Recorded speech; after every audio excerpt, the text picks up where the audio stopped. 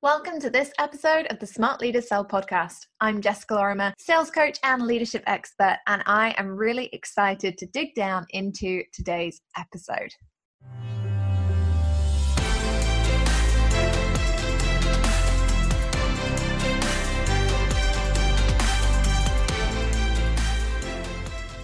Hey, poddies, the sun is shining. I'm very excited. I'm actually recording this episode as the sun is going down. So it's this like beautiful sunset just outside my balcony. I've worked out that the living room is actually the quietest place in my house. It's the nicest place to be able to record podcast interviews and episodes, but it's just got the nicest view over the water. So I'm sat here and I'm looking at the sun going down. The sky's like this nice kind of shade of orangey pink.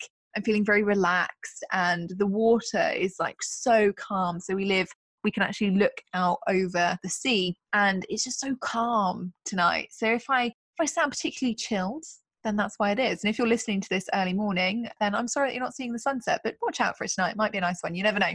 So we are kicking off July. It's all very exciting. Summer is coming. And that's something that, terrifies people and excites them all at once, mainly because they're looking forward to summer holidays. Yay! I'm hoping for a European road trip this year. I have everything crossed that the army deployment dates are going to work out and we're actually going to get to go. That would be awesome. And, other people are really worried about what that's going to mean for their sales, understandably. And so next week, I've got a special episode coming for you about selling in the summer and about what you can actually do to increase your revenue over the summer. So if you are starting to think, okay, it's getting towards the end of July, I'm freaking out a little bit about August, next week's episode is for you.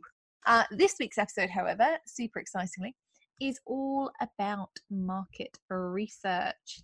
Yay! I couldn't be excited to talk about market research. I get very happy about that.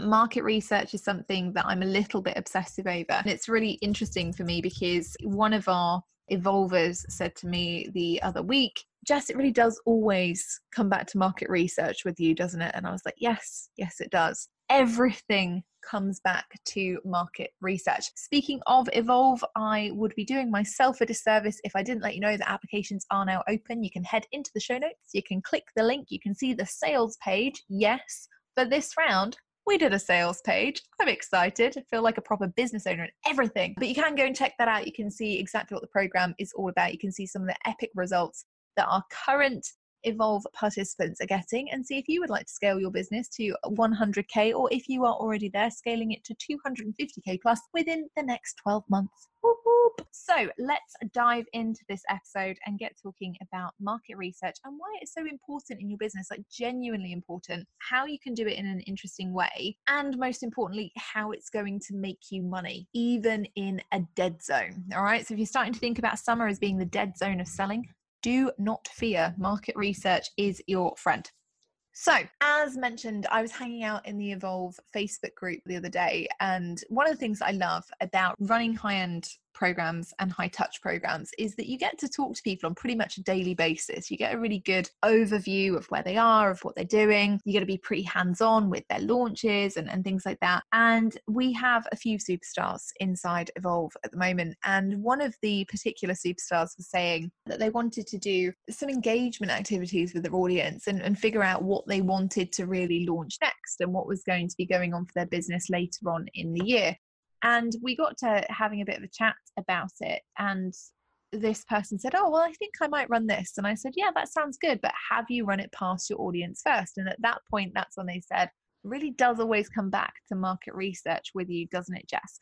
And the answer is yes, because in all honesty, doing good market research regularly means that you know what your audience want. And that's really, really important.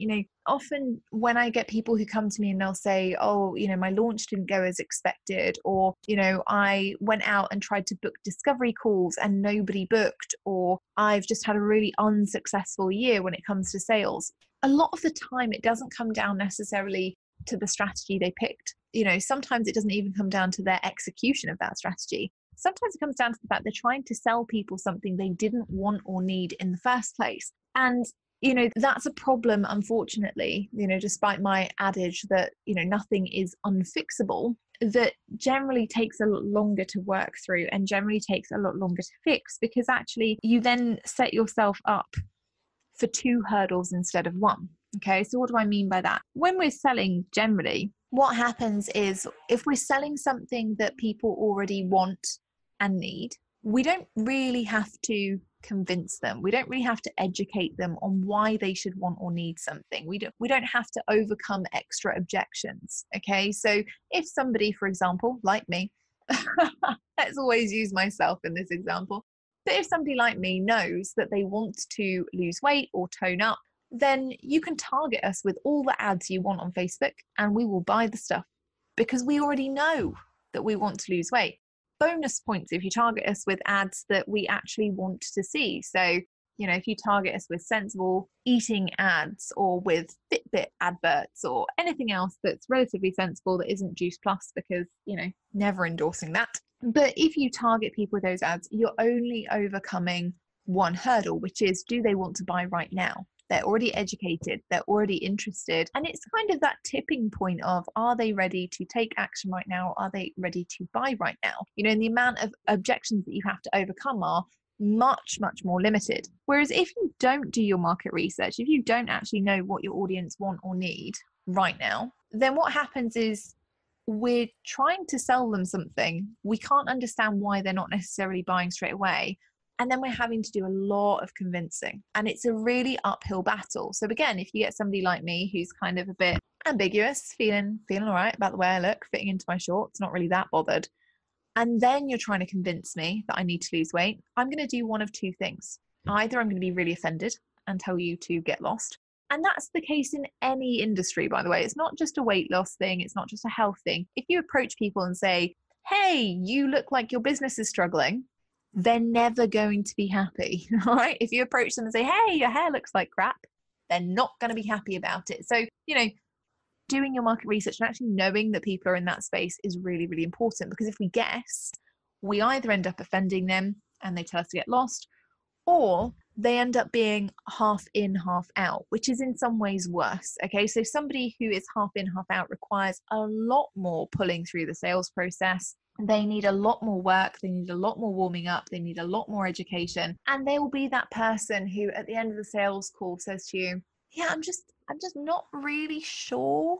Like, are you, I just kind of think I need to go away and think about it for a couple of days, or I need to ask my partner, or I just need a week to kind of understand where I really am. And at that point, we can either become really detached from that process and we can go, okay, off you go, and assume that we run our follow-up process and they'll either buy or not, or we become more attached because we don't have that many leads because we haven't done our market research. And so we're having to really pull these people through the buying process. And as we all know, if we have to pull them through the buying process, we're going to have to pull them through the entire transformation process. And that's going to be hard. That's a hard work client. That's a client who's always going to be on the edge of their seat, thinking about getting a refund, becoming a problem child, always asking questions, needing validation, needing you to sense check every single thing that they do. And that becomes frustrating for you, and it becomes really frustrating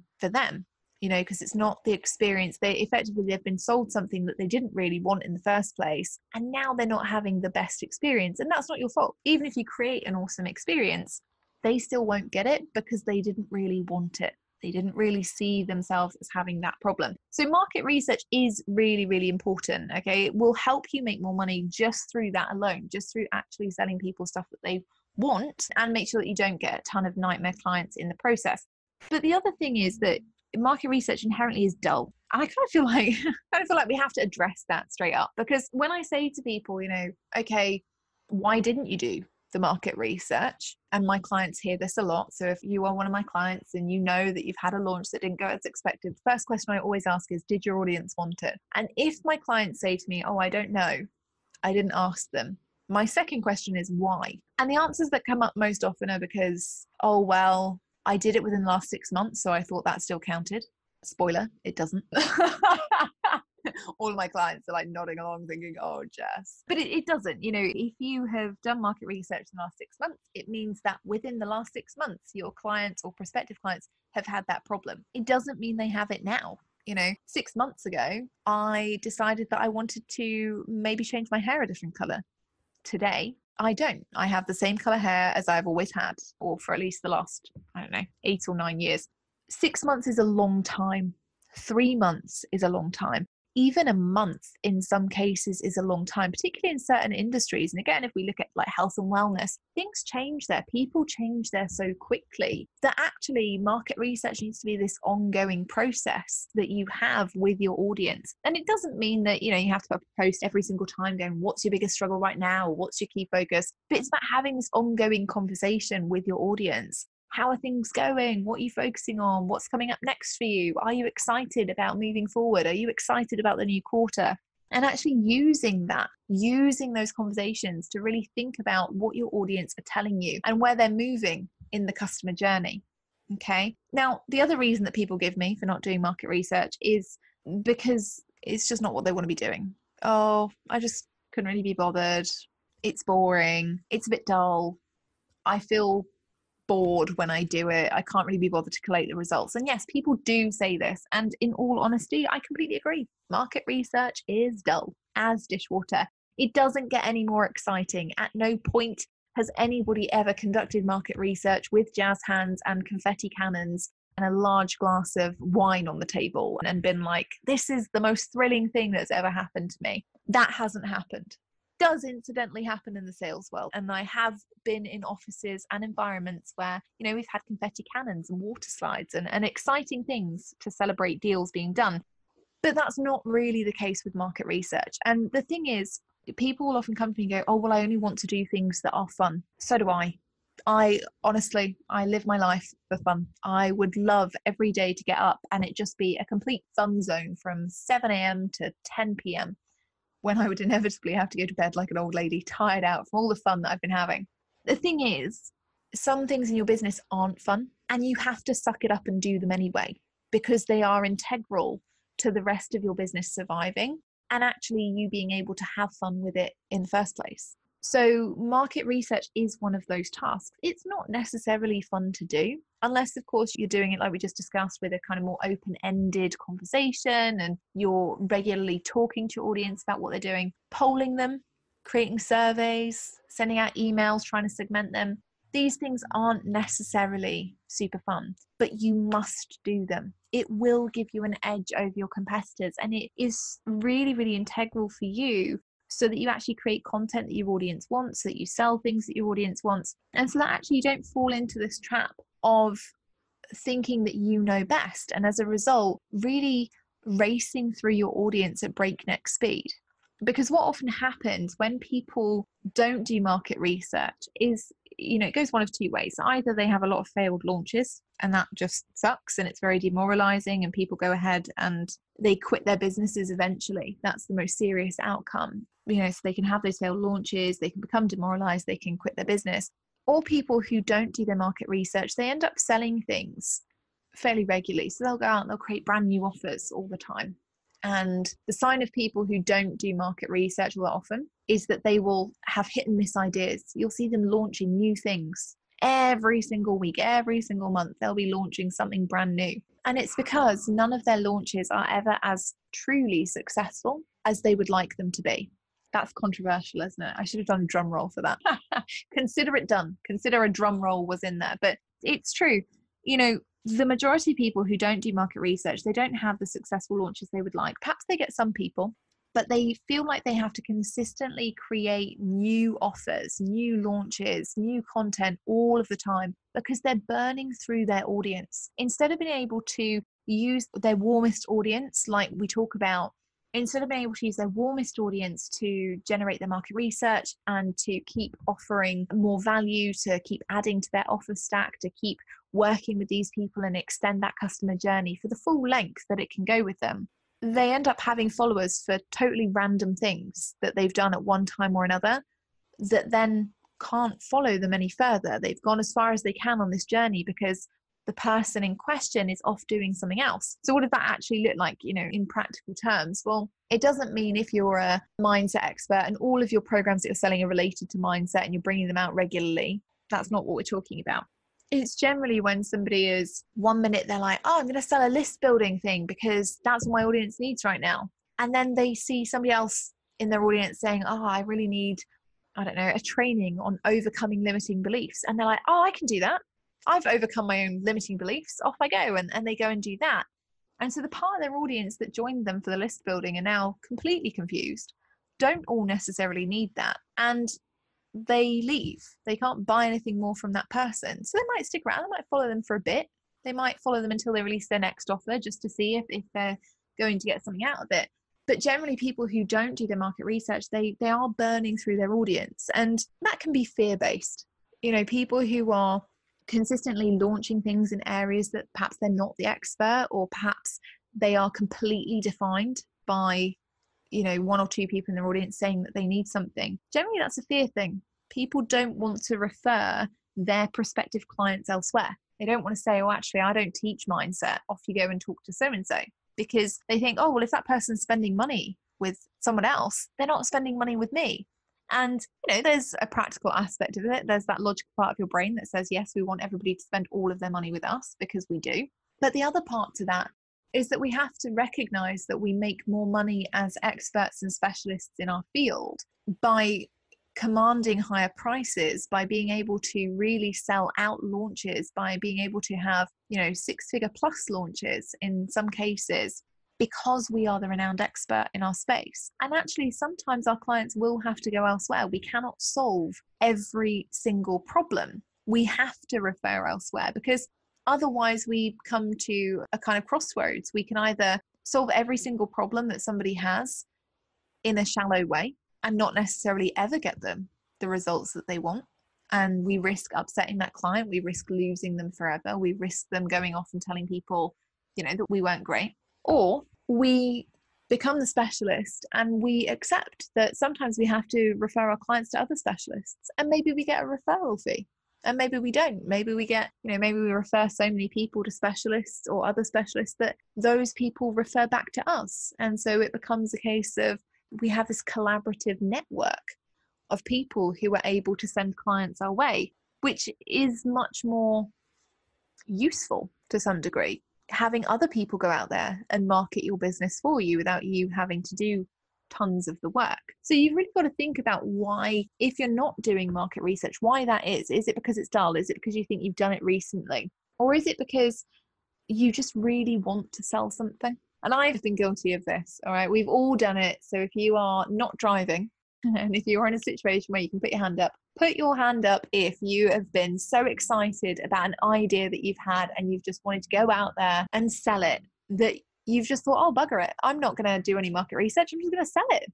And you've gone out there and you sold it, and perhaps it's worked. You know, perhaps you've had a really, really good fun launch because you've hit upon something that is amazing and it's the right time and it's the right energy and you're just ready to go. And other times you've launched something you've been really excited about and nobody's bought it, and you're like, what happened? How did this happen? I was so excited. It's such a great program or product or service. We've all been there. We have all been there. And sometimes you are so excited about things that you do just have to launch them. Sometimes you do just have to give yourself that selfish moment of, do you know what? I really love this. It's such a great idea. I think I have a few people in my audience who will love it and buy it.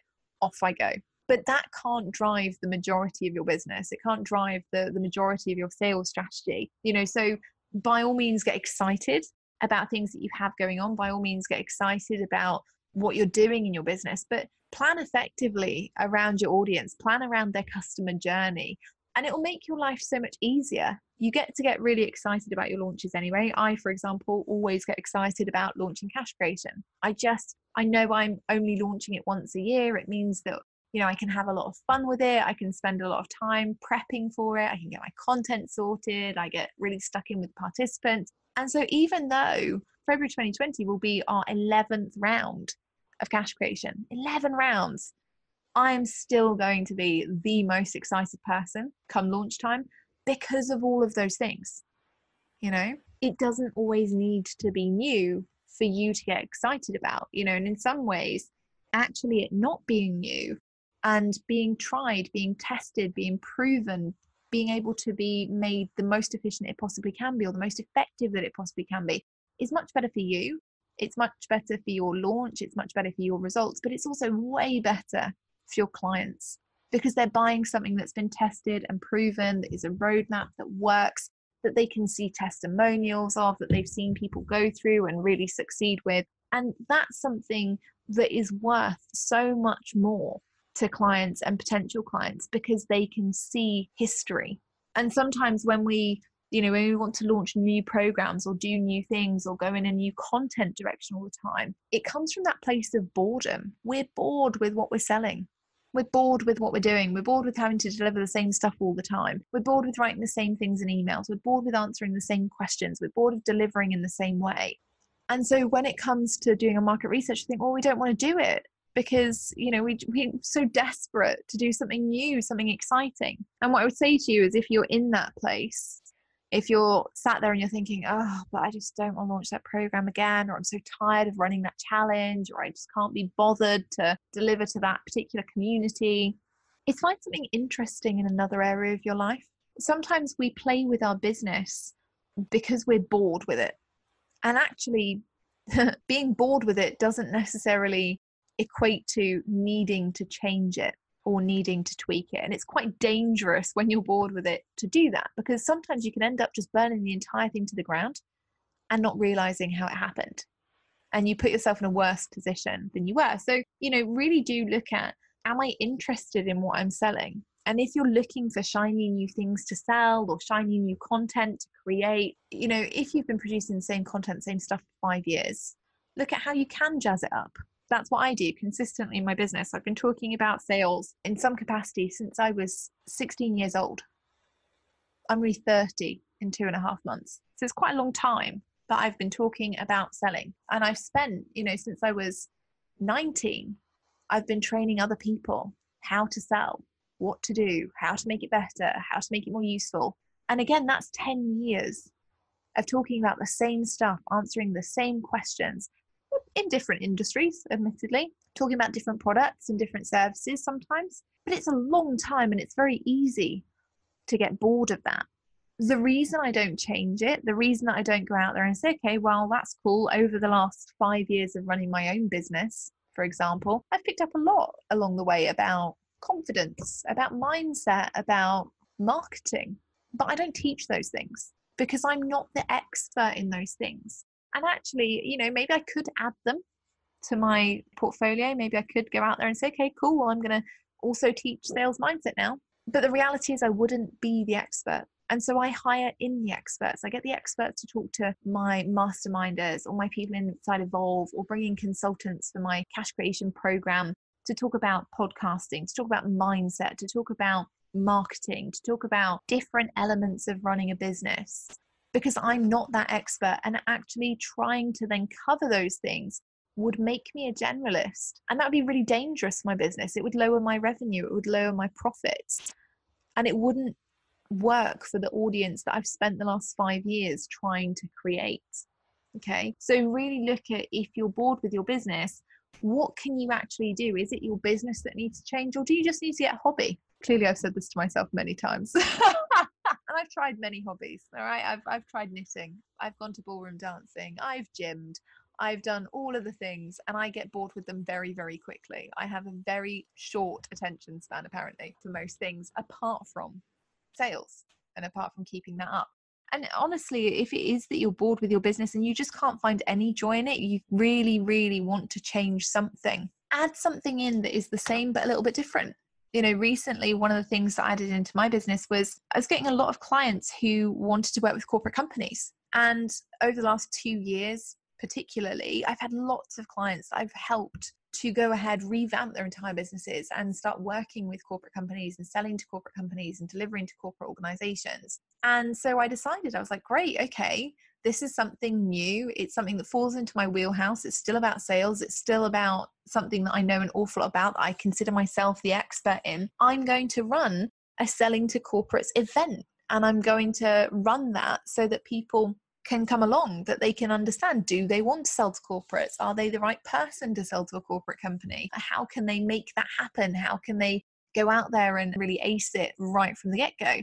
And that's something that I'm excited about. I'm like, oh, this is awesome. I get the same feeling about it that I did as when I decided to run cash creation back in 2016. So you can add new things in, but it's all got to be based around, what are your audience telling you? You know, I didn't just go out and go, right, okay, well, I'm just going to start teaching people how to sell to corporate companies because I don't want to teach people how to sell to other entrepreneurs anymore, or B2C. I looked at what my audience was telling me, what they were showing me. So many of them were getting onto LinkedIn. They wanted to pitch corporate companies. They wanted to sign bigger contracts. They wanted to be working with household names. And so from that, you know, I was teaching them in my one-to-one sessions, in my high-end group programs, in my mastermind, inside Evolve. And it made sense for me then to say, okay, well, let's find out how many other people in my audience are interested in selling to corporate organizations. And it turns out quite a lot of people, which is good. It's really, really good, because it means that I can go ahead. I've validated that idea. I can hold that event and people are buying tickets and it's all really exciting. But had my audience come back to me and people had said, nah, we're not interested in that. No interest at all, Jess. Don't bother. We'd rather do, you know, immediate cash injections again. I'd have just opened cash creation again later in the year, and it wouldn't have bothered me at all. All right. So market research really is so important. It's going to define a lot of the decisions that you make in your business for your own revenue. But my final point on market research and the importance of doing it is that it also defines how you feel about your audience.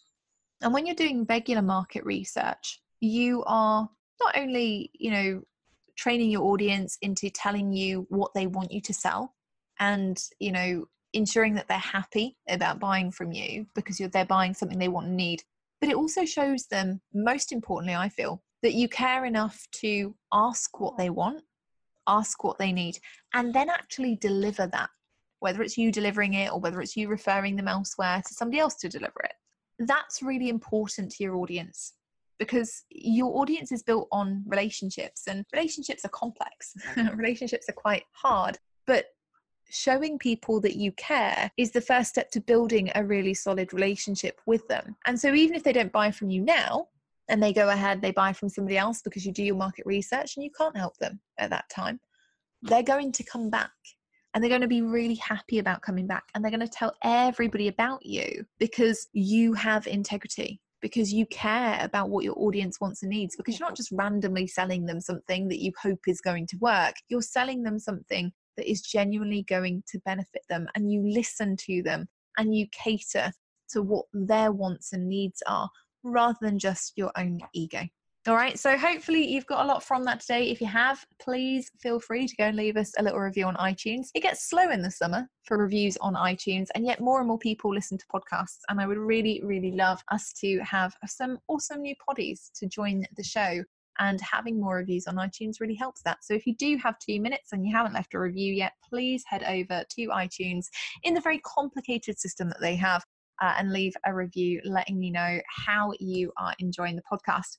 We have an awesome guest expert episode coming up this Friday, which I'm really excited about. That's really quite different from some of our normal interviews, episodes, conversations. It's a really, really cool episode. I got an awful lot from the conversation and actually went on to action quite a lot of different things after having just the conversation. So I know it's one that you're going to love. We've got a great guest coming in, and it's all about that leadership piece and showing up as who you really are in the world. So I will see you on Friday for another awesome episode. I hope you've enjoyed today. And if anything, I hope that it has inspired you to go out there and conduct some market research for yourself. I'll see you Friday.